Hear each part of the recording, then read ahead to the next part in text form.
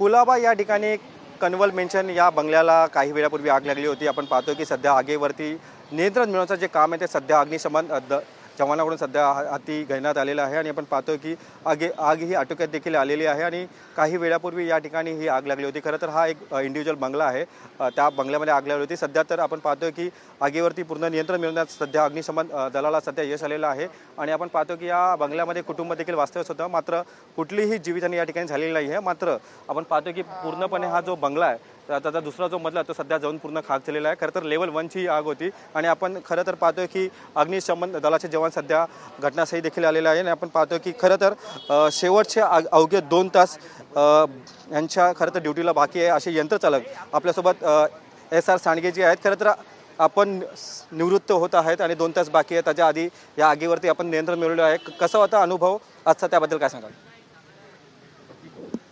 Sir, आग हा आमच्या सर्व्हिस 22 भाग आहे। तर ही शेवटच्या दिवशी आणि शेवटच्या तासामध्ये मला आग विझवायला मिळाली, याचं खूप मोठं समाधान आहे आणि या दलाचं आम्हाला खूप म्हणजे मोलाचं सहकार्य आहे आणि या दलाबद्दल आम्हाला खूप अभिमान आहे। तर जातानाही सेवापूर्ती करायला मिळाली, याचा खूप खूप अभिमान आहे। धन्यवाद सर। खरं तर किती वर्षापासून तुम्ही सर्व्हिस करता यामध्ये? 31 वर्ष सर्व्हिस झालेली आहे सर। फक्त अवघे 2 तास राहिले आहेत आणि आज 1 तास राहिला आता सध्या तरी आणि आग आपण आटोक्यात आणलेली आहे। अभिमान आहे? Yes sir, proud of.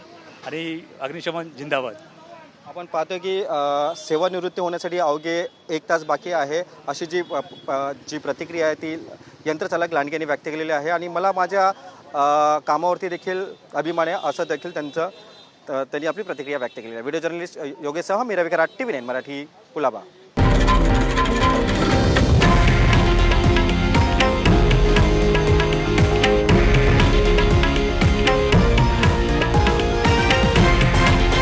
हे आहे देशातील नंबर 1 न्यूज नेटवर्क आणि आपण पाहत आहात TV9 मराठी, एकमेव।